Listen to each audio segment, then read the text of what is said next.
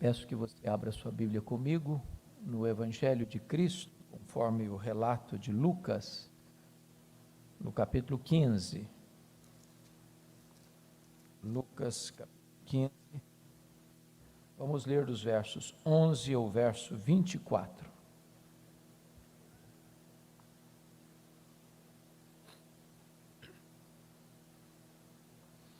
Está escrito: continuou Jesus, certo homem tinha 2 filhos. O mais moço deles disse ao pai: Pai, dá-me a parte dos bens que me cabe. E ele lhes repartiu os haveres. Passados não muitos dias, o filho mais moço, ajuntando tudo o que era seu, partiu para uma terra distante e lá dissipou todos os seus bens, vivendo dissolutamente. Depois de ter consumido tudo, sobreveio àquele país uma grande fome, e ele começou a passar necessidade. Então ele foi e se agregou a um dos cidadãos daquela terra, e este o mandou para os seus campos a guardar porcos. Ali desejava ele fartar-se das alfarrobas que os porcos comiam, mas ninguém lhe dava nada. Então, caindo em si, disse: Quantos trabalhadores de meu pai têm pão com fartura, e eu aqui morro de fome? Levantar-me-ei, irei ter com meu pai, e lhe direi: Pai, pequei contra o céu e diante de ti.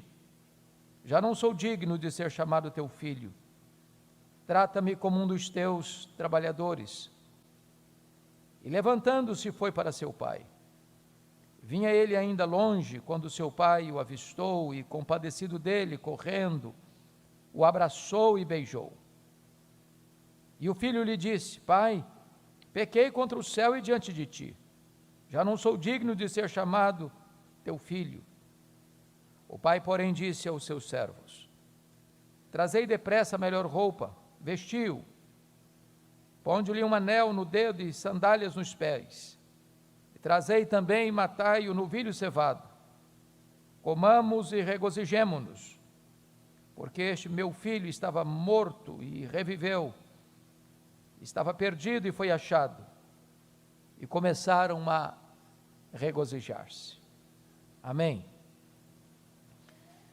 Meus amados, muito provavelmente, de todas as parábolas que Jesus contou, esta é a mais conhecida. Esta é a mais amada, talvez esta é a mais pregada.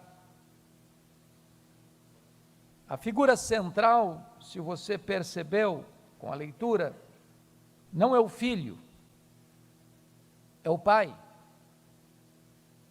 A palavra pai aparece praticamente em todos os versículos, retratando o amor de Deus aos pecadores, revelando o amor de Deus por você e por mim, não por causa dos nossos méritos, mas apesar dos nossos deméritos, não pelas virtudes que ostentamos, mas apesar das nossas fraquezas. Certamente Lucas 15 é o centro físico, emocional e teológico de toda esta robusta obra escrita por Lucas. Certamente esta parábola é o coração, é o eixo, é o vértice principal da mensagem deste evangelho.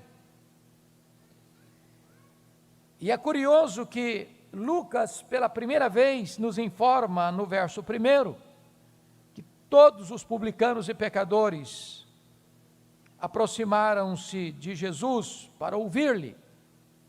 Temos informações de que eles se aproximavam, mas agora a informação é que todos se aproximavam. E é exatamente isso que provoca o ensino dessas 3 parábolas deste capítulo. Da ovelha perdida, da dracma perdida e dos 2 filhos perdidos, um fora de casa, outro dentro de casa. Ao mesmo tempo que Jesus acolhia os pecadores, os fariseus repeliam os pecadores.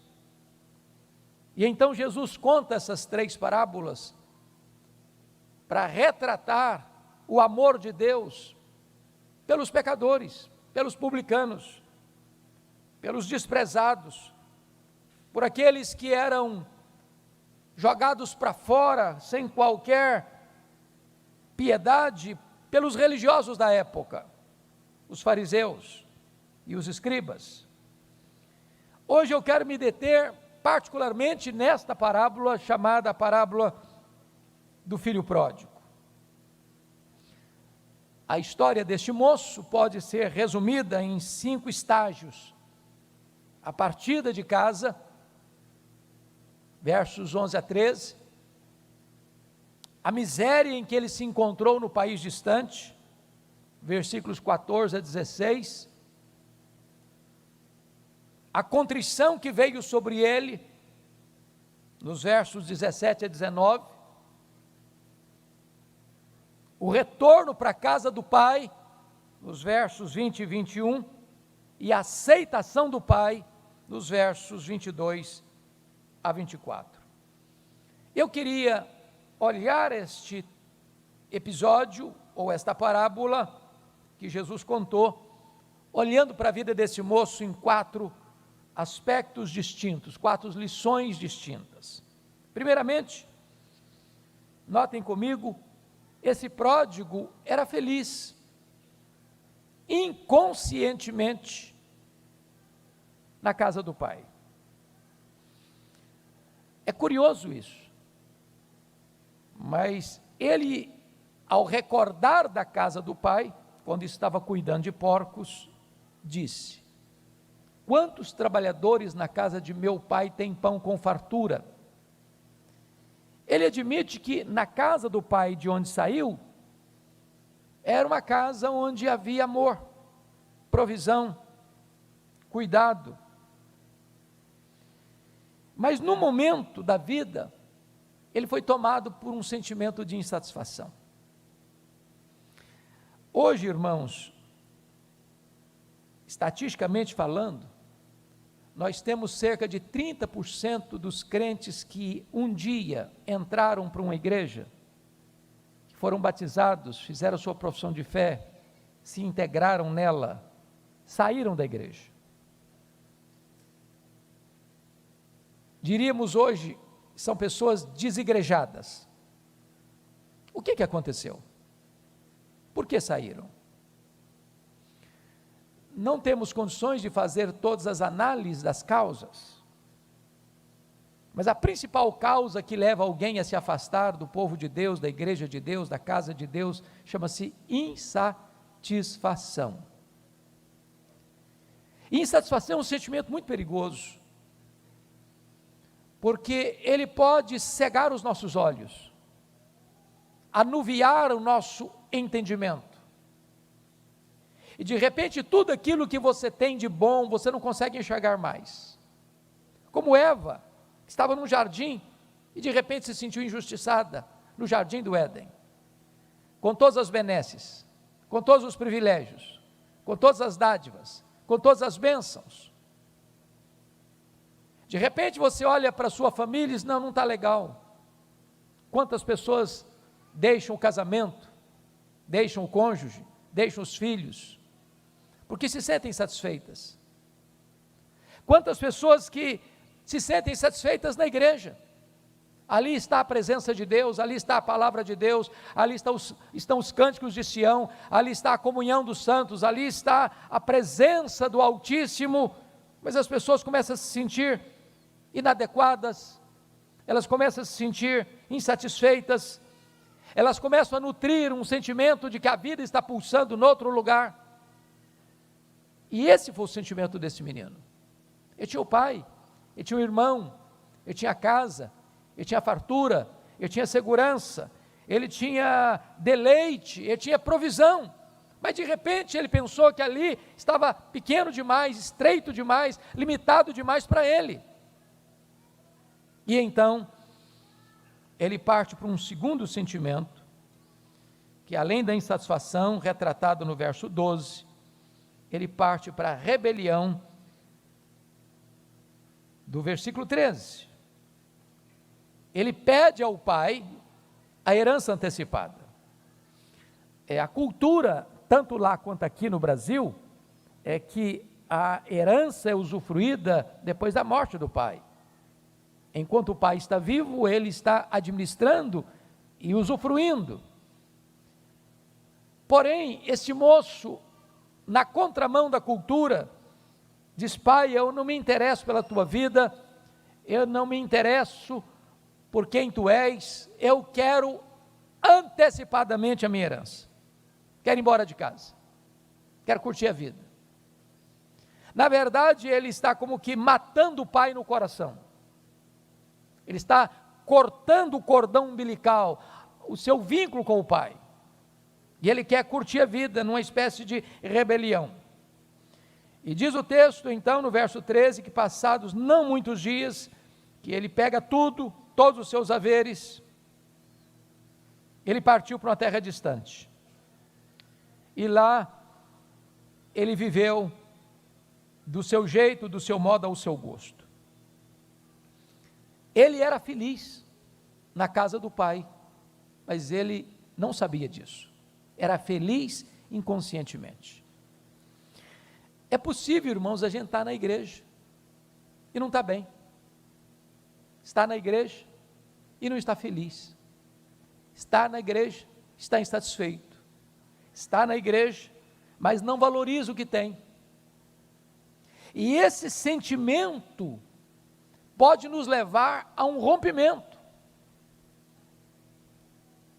Esse sentimento pode nos levar a nos afastar, a abandonar, a buscar novos horizontes,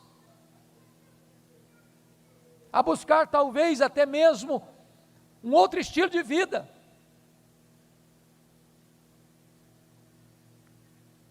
Quantas pessoas que já estiveram entre nós, se essas paredes pudessem testemunhar, que não estão mais, mas não estão mais porque estão noutra comunidade cristã, numa outra igreja que serve a Deus, tanto quanto esta, mas não estão mais porque retrocederam, porque se enamoraram do mundo, porque se envolveram com os prazeres desta vida, porque foram flertadas com o mundo, e se perderam lá. É por isso que eu levo vocês agora para a segunda fase desse moço. Primeiro, ele era feliz inconscientemente na casa do pai, mas agora, em segundo lugar, ele era infeliz inconscientemente no país distante. Olha comigo os versos 13 e 14. Passados não muitos dias, o filho mais moço, juntando tudo que era seu, partiu para a terra distante, e lá dissipou todos os seus bens, vivendo dissolutamente. Depois de ter consumido tudo, sobreveio àquele país uma grande fome, e ele começou a passar necessidade. Vamos ficar aqui no verso 13. Eu não sei exatamente todos os detalhes, porque é uma parábola, e Jesus está querendo retratar para nós uma realidade, para a vida, para a realidade da nossa jornada. O que é que foi viver dissolutamente? O irmão dele, fazendo uma interpretação disto, ele vai afirmar que, no verso 30, ele desperdiçou os teus bens como meretrizes. Talvez uma interpretação até injusta, eu não sei. Mas o texto nos informa que ele viveu dissolutamente. Viveu por prazer, tinha dinheiro, tinha uma herança. E ele tinha muitos amigos. E ele, cada dia era uma festa diferente, era uma celebração diferente. E parece, irmãos, que o pecado tem hora que dá prazer. Você vai num happy hour da vida, as pessoas estão brincando, estão rindo, estão dando gargalhadas, estão contando as suas histórias, as suas façanhas, e elas estão, parece que, celebrando a vida. Parece que ela é feliz. Asaf, no Salmo 73, já chegou a perceber isso. Ele crente, ele piedoso, ele levando a vida a sério com Deus, passando por lutas, por provas, por provações, por vales, por privações até, dificuldades de saúde, financeiras. E ele olha para o ímpio. O ímpio está vivendo um vidão. Ele não tem problema de saúde, ele não tem problema financeiro, ele tem tantos amigos que vêm bajulá-lo. E parece que a vida está muito boa lá fora. Esse moço parece que está muito feliz. Ele está curtindo a vida. Ele está gastando o dinheiro dele, achando que ele está aproveitando a vida. Talvez por um dado momento ele pensou que a vida é isso mesmo. Comamos e bebamos, porque é só aqui e agora. Não tem amanhã, não tem futuro, não tem perspectiva de eternidade. Ele é infeliz, mas ele não sabe disso. Aquilo que está jogando para dentro do coração não está satisfazendo, mas ele está querendo jogar mais, e mais, e mais, e mais. A dose de hoje não serve para amanhã, ele sempre quer mais, seja bebida, seja droga, seja sexo, seja dinheiro, seja o que for. As pessoas sempre querem mais, porque esse buraco não tem fundo, porque esse poço não tem fundo, porque o prazer que ele usufrui não satisfaz, não satisfaz, não satisfaz. Ele é infeliz, mas já não sabe disso.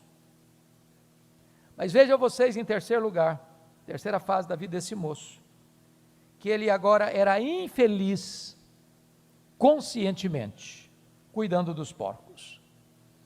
O verso 14 nos informa que, depois de ter consumido tudo, ele foi um péssimo gestor, ele foi um péssimo administrador, ele só pensou em gastar. E aqui está um ponto que só notinha de rodapé. Não sei se você já leu o livro Pai Rico, Filho Pobre, e esse é um dos grandes dramas hoje, de pais que têm muito dinheiro, que criaram os filhos num berço de ouro, os filhos nunca ralaram, os filhos nunca suaram a camisa, de repente o pai morre e deixa uma rica, gorda herança para esses filhos, e eles que nunca souberam o valor das coisas, começam a gastar prodigamente essas coisas e vão à miséria, vão à pobreza. Isso é uma constatação no mundo de hoje. Aconteceu com esse moço aqui. Gastou tudo. Não parou para perceber que a crise um dia podia chegar, e chegou. E a primeira coisa que ele vai perceber então, é que os amigos foram embora. É que ele ficou sozinho. E o versículo 14 diz que ele começou a passar necessidade.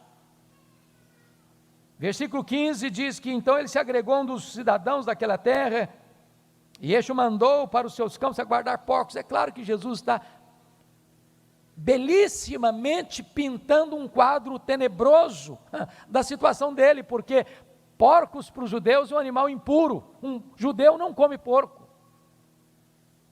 Cuidar de porcos é trabalho de gentio. Isso era uma indignidade, isso era uma degradação. Mas se não bastasse isso, diz o versículo 16, que ali ele desejava fartar-se das alfarrobas que os porcos comiam, mas ninguém lhe dava nada, nem comida de porco ele tem. Isso é fundo de poço, isso é degradação total. Isso é uma situação de adversidade plena. E sabe, irmãos, é possível que algumas pessoas sintam exatamente isso, com dinheiro ou sem dinheiro. Sabe quando a pessoa bebe e não encontra satisfação no fundo da garrafa? Ou quando uma pessoa injeta drogas e usa mais drogas e cada dia mais vazio. Ou quando uma pessoa pula de cama em cama nas mais diversas aventuras sexuais e cada vez mais vazio. Ou quando a pessoa junta cada ano mais um bem, mais uma propriedade, mais um objeto de valor, agregando ao seu patrimônio e cada vez mais sente vazio na alma.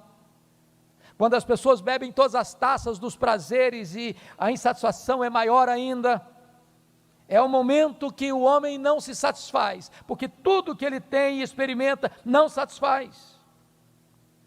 Mas louvado seja Deus, eu quero dizer para você, que este homem, nessa conjuntura, toma uma decisão. Eu peço que você olhe comigo o verso 17.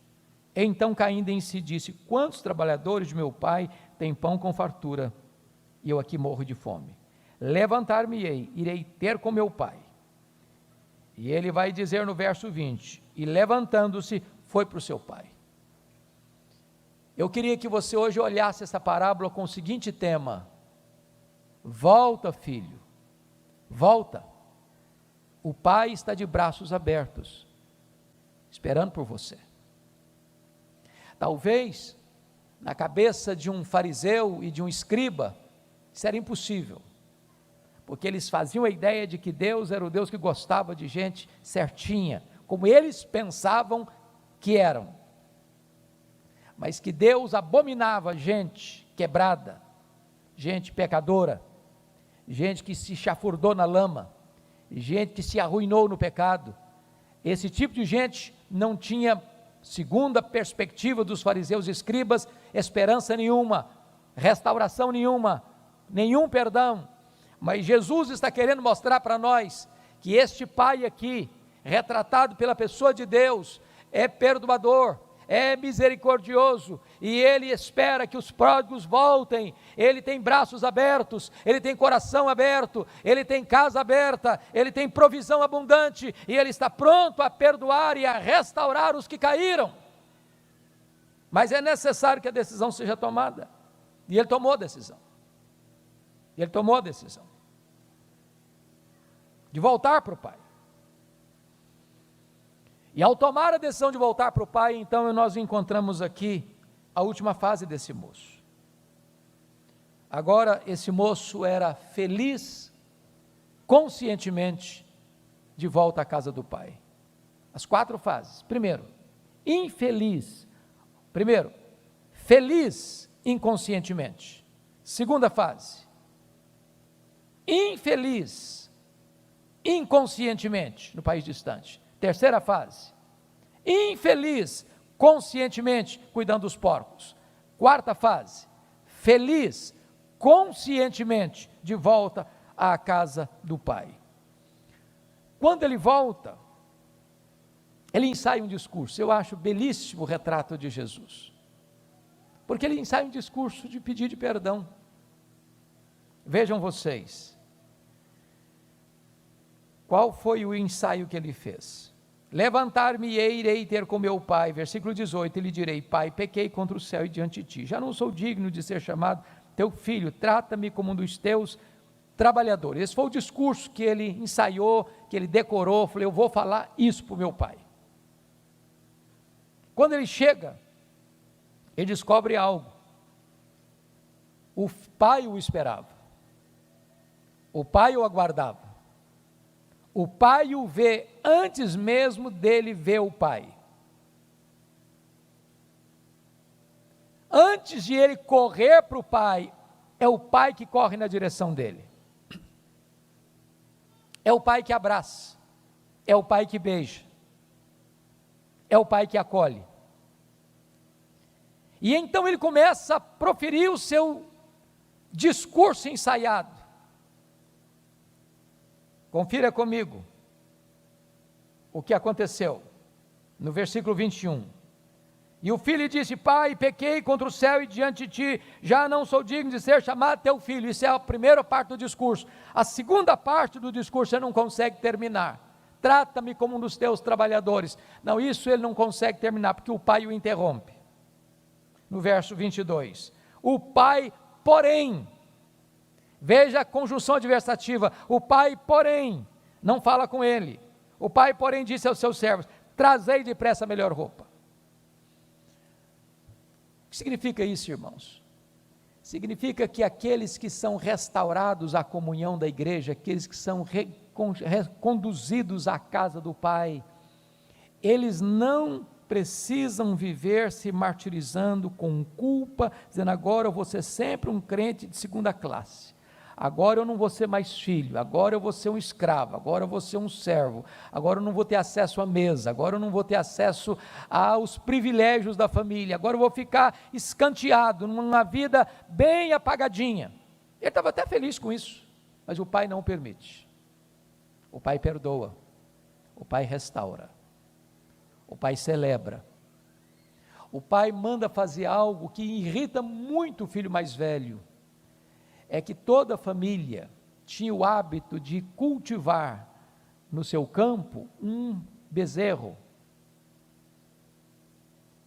chamado o animal cevado, que era tratado com todos ele cuidado, para que quando se recebesse alguém muito importante, muito amado, muito precioso para a família, se matava este bezerro cevado, para a festa mais calorosa, da maior expressão de carinho e amor, pois o pai manda matar o bezerro cevado para o seu filho que volta, machucado, maltrapilho, sujo, e o pai diz: não, vamos celebrar, traz lá roupa nova, traz lá anel, traz lá sandália, corre lá, pega o bezerro cevado, imola-o, sacrifica-o, vamos fazer uma grande festa, porque este meu filho estava perdido e foi achado, estava morto e reviveu. Oh, amados irmãos, como é precioso o perdão de Deus por nós. Quem é esse pródigo? Sou eu. É você.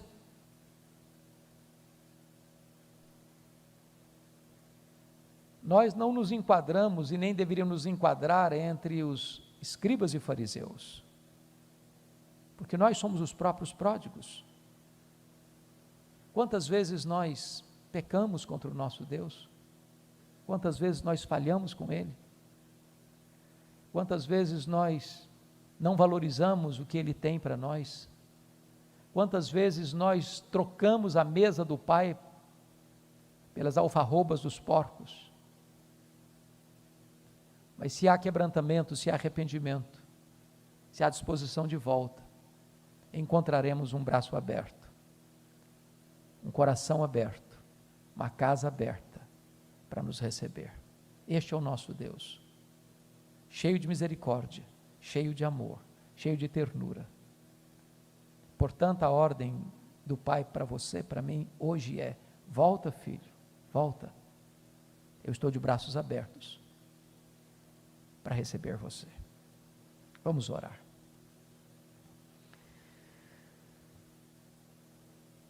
Deus amado, nós te agradecemos, porque não há Deus como tu, rico em misericórdia, que tem prazer em perdoar. E quantas vezes tu já nos perdoaste, quantas vezes nós já nos afastamos da tua presença, atraídos, seduzidos pelos brilhos falsos do mundo, dos prazeres desta vida, das riquezas, das coisas que fascinam os olhos, enganam o coração. Mas como é maravilhoso, Deus, saber que, apesar de nós, das nossas fraquezas, dos nossos deslizes, da nossa rebeldia, da nossa transgressão, da nossa cegueira, do engano do nosso coração, quando arrependidos, voltamo-nos para os teus braços, tu não nos escorraças, tu não nos rejeitas, tu não nos lanças fora, tu nos acolhes de novo, tu nos perdoas, tu nos restauras, tu fazes novas todas as coisas na nossa vida.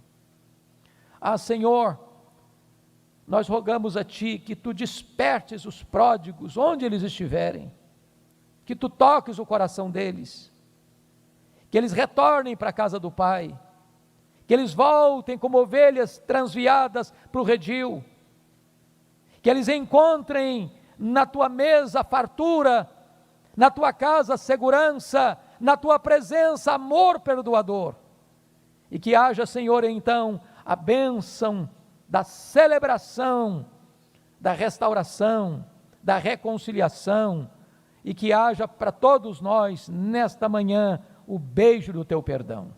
Oramos com gratidão, por causa da tua muita misericórdia e da tua excelsa graça, em nome de Jesus. Amém.